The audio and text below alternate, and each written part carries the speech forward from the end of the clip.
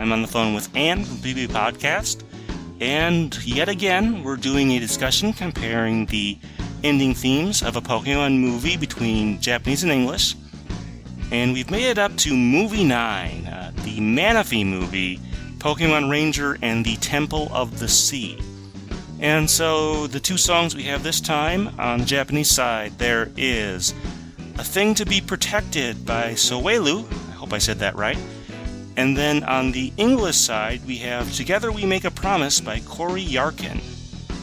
And just to let you know, it is sometimes called Together We'll Make a Promise, W-E-L-L, but the credits specifically do say Together We Make a Promise.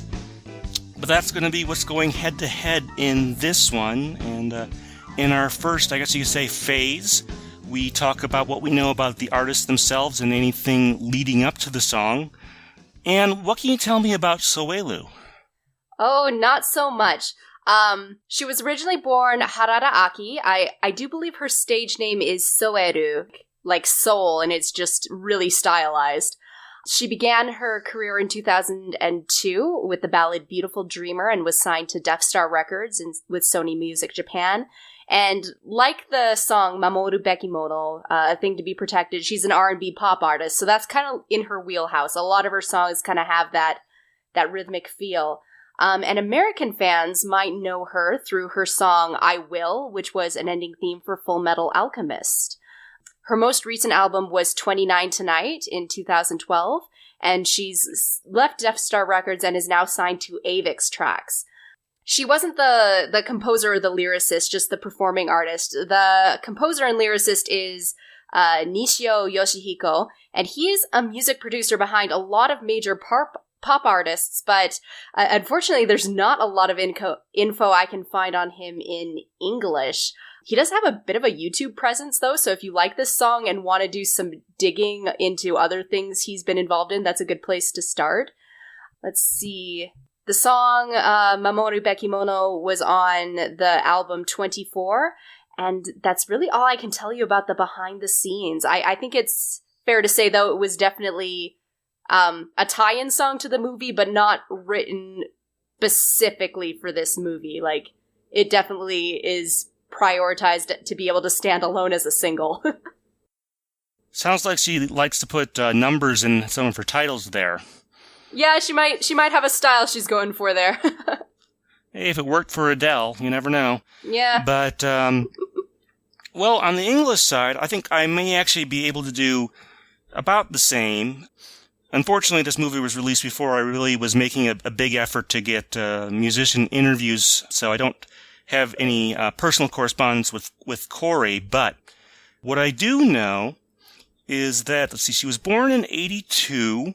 She does have an album out there, but some of the kind of miscellaneous things were what jumped out to me. First of all, she does have a website. It was started in like 2010 and hasn't been updated since like 2012, but you can dig that up if you want to.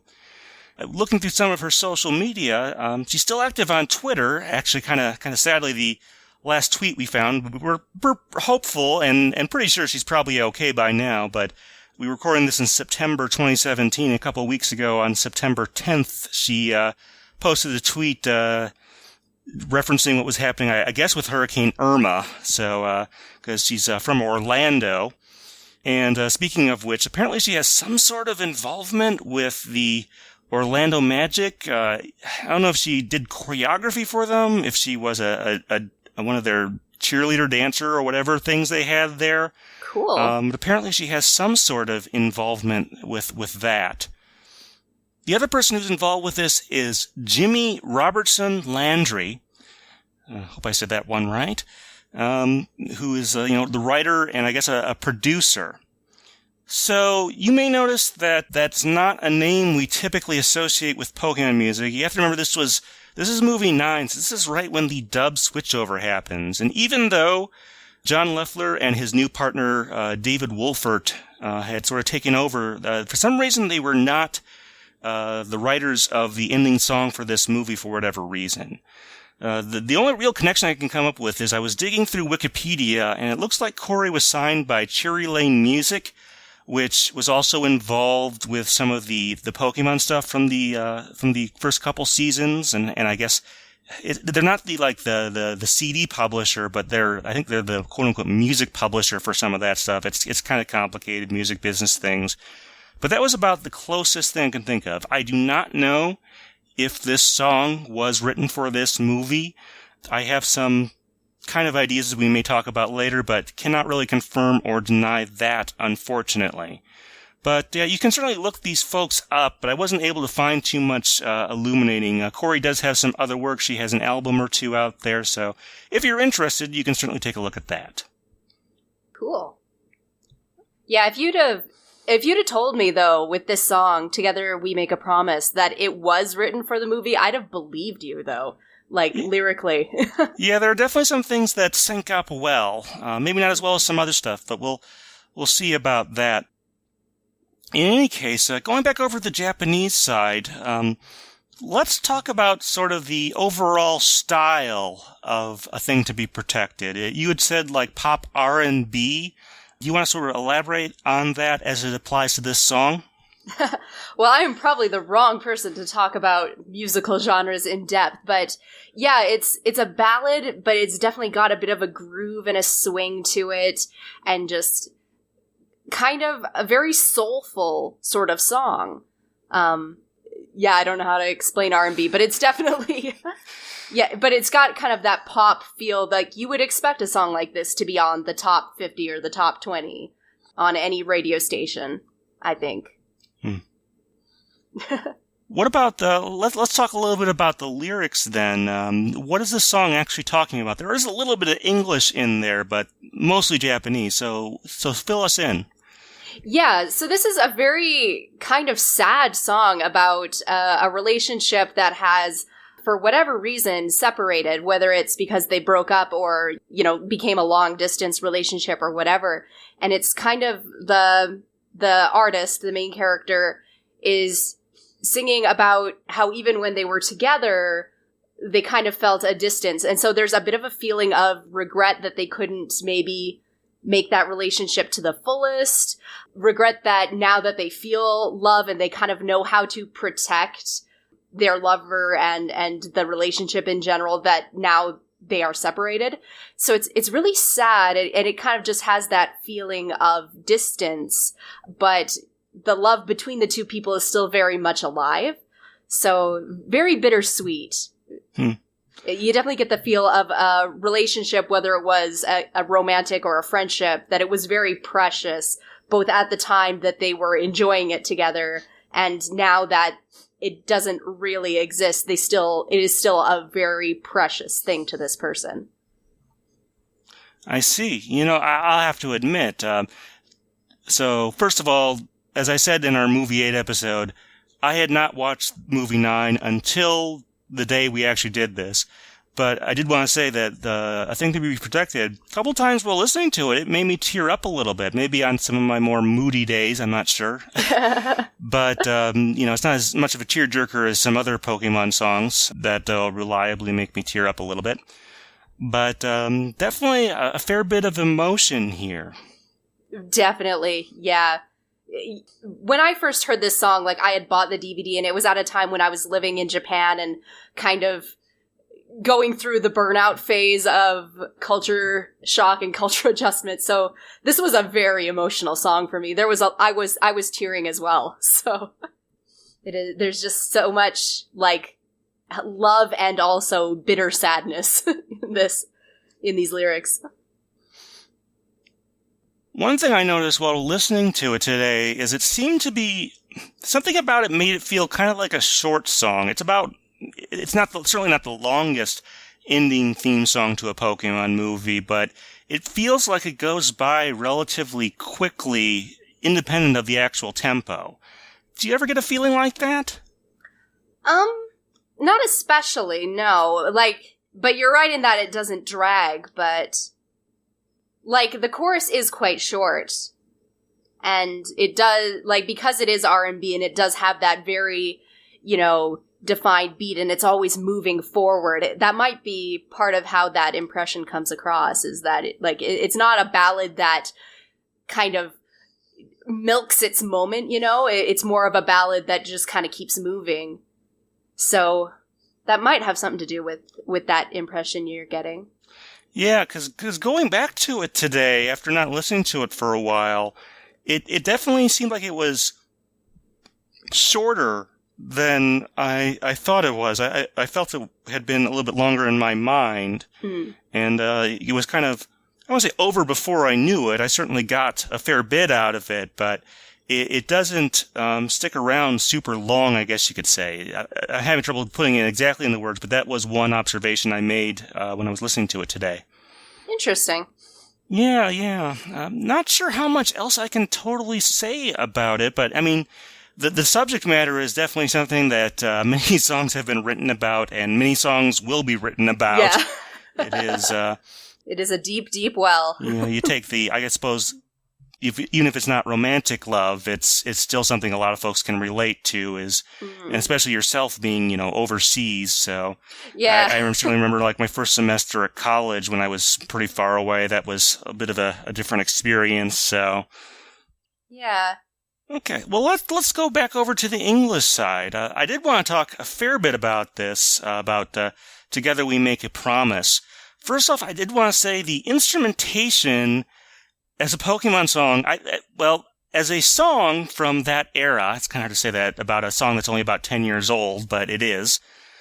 Seems like it more or less fits that era, but not really that era of what, like, Pokemon was doing, which is still normally deeply rooted in, say, the, quote-unquote kids music genre, and also sort of, to me at least, the late 90s, early 2000s, that type of sound. This is more of I'm not sure exactly, it's some sort of rock-ish song. I'm not really sure what sort of subgenre I would put it in. Any thoughts on that, Anne? No. Like I said, I am the wrong person to talk about music genres and what the criteria are. But I think you're definitely right in, like, there is a different feel to this song than, say, the couple that came before and the couple that will come after that were kind of the in-house Pokemon Company songs. Yeah, it's definitely not a ballad. At least I would certainly not describe it that way. It's got sort of a deepness to it that you would really expect, I think, from a movie aimed at an older audience than the sort of typical Pokemon audience. Yeah. This is more something that, your parents might listen to or something like that. It does kind of have a drive, like, I don't know if I'd necessarily say power ballad, but kind of headed towards that direction. It's like, it's not a real fast song, but it's definitely got a strength behind it and a push, I guess. That's definitely a good way of describing it. The guitar work is definitely, it's not the same as This Side of Paradise. It's definitely got I don't know if harsher is the right word. It's not, like I said, it's not in the heavy metal area. It's got maybe more body or deepness is that word I used before in it. I love how we're, like, just digging at the bottom of the barrel for words to describe our feelings on this music. Well, like I said, it's just, I can't name another, like, official Pokemon song that really sounds like it. Yeah. It definitely stands alone. And that largely probably goes to the fact that the writers, Cori and Jimmy, haven't really done anything else Pokemon related that I'm aware of. I thought maybe they did something that was on, like, the Pokemon X album, but I did check through the liner notes on that. By the way, when I say Pokemon X, I mean the album that was 2006-2007, not the games that came out a few years ago and their soundtrack. But I did look through there, and like I said, John Leffler and David Wolford had teamed up for most of the music at this point in the TPCI dub era, but they were not involved on this one. Does the fact that it sounds acoustically quite different bother you at all? No, actually, I rather enjoy it. So it's definitely not a problem. And maybe, I don't know, maybe it's almost a strength to it that it is different from what came before. Because this was a time where on the English side of things, Pokemon was entering a different phase. So maybe that shakeup is something welcome to kind of just present. If we're going to be different, let's be different, you know? Yeah, we don't really know, since we don't know if this song was written for the movie. It can be certainly construed that way. Right, yeah, it may not have been a conscious choice on their part, but like, again, for me, that works really well. It's just like, if we're going to do something completely different, let's enjoy something completely different. So I definitely think, even if it's, just coincidence, it worked out quite well. Yeah, I mean, I certainly don't hate this song or anything. It maybe isn't what I expected. But having talked about the style for a little bit, let's talk about the lyrics, because there are definitely some lyrics that match up with various things in the movie. First of all, the overall arc is sort of about being separated and at least hoping and believing that you will meet again. Now, kind of course here, being a movie, and this is, the Advanced Generation's last movie, so May and Manaphy are probably never going to have an on-screen reuniting or anything like that. Get out there and write your fanfics, guys. Yeah, so I wouldn't count particularly on that, but that's certainly an overarching theme that we see a lot. And, maybe it's also in our minds right now because we're recording this around the time of the point where Misty and Brock are returning to the show for an episode or two in Sun and Moon, so maybe that's why it's a little bit poignant right now. Oh, yeah. But we've heard that, not quite like this, but I think that definitely fits this particular movie, because, as you go through, May realizes that she's only going to know Manaphy for a little bit, even though they are quite close. But there are a few other lines that do reference certain things in the movie. One of them is, I think it says, "If you see me in a raindrop," or something like that, or something to that effect. And, of course, in the opening sequence, this is another movie without the opening theme for that season, they do something quite different. It's not one of those little slow ones like in movie 6 or 7. It is a musical thing, but it's not the opening theme for the season. They have these little things where, like, Meditite and Medicham will manipulate these large bubbles of water. Mm-hmm. And so that sort of called back to that, either intentionally or not. I'm not sure. Yeah. And the other one that really jumped out to me as something from the movie is it mentions, I'm pretty sure it mentions the moon in there. And of course, the sort of climax of the movie when they actually get to the temple occurs during a lunar eclipse. So that's sort of the connection there. I wouldn't say because it kind of jumps around a bit, there's not a super organization. It's not as, I think the laser focus to the plot of the movie, standard for English at this point, is probably still "We're a Miracle." Irony of ironies. Yeah, the one that isn't definitely not written for that particular movie, but fits very well. But it definitely calls out some things. Do you feel that worked? Yeah, I definitely did. Like I was saying earlier, if you'd have told me they had written this specifically for movie 9, it's definitely about May and Manaphy, I would have believed you. Like, there's just so many lines that kind of just call together Pokemon, the fact that May and Manaphy are separated, like, so much.